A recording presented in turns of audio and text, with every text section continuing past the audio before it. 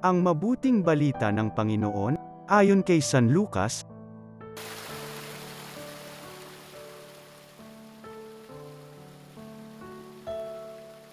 Noong panahong iyon, sinabi ni Jesus sa kanyang mga alagad, "Kaya't sinasabi ko sa inyo, gamitin ninyo sa pakikipagkaibigan ang kayamanan ng sanlibutang ito. Maubos man ito'y may tatanggap naman sa inyo sa tahanang walang hanggan." Ang mapagkakatiwalaan sa maliit na bagay ay mapagkakatiwalaan sa malaking bagay, ang magdiraya sa maliit na bagay ay magdiraya rin sa malaking bagay.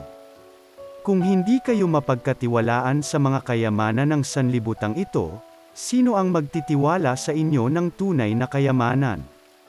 At kung hindi kayo magpagkatiwalaan sa kayamanan ng iba, sino ang magbibigay sa inyo ng talagang para sa inyo? Walang makapaglilingkod ng sabay sa dalawang Panginoon. Sapagkat kapupuotan niya ang isa at iibigin ang ikalawa, paglilingkuran ng tapat ang isa at hahamakin ang ikalawa. Hindi ninyo mapaglilingkuran ng sabay ang Diyos at ang kayamanan.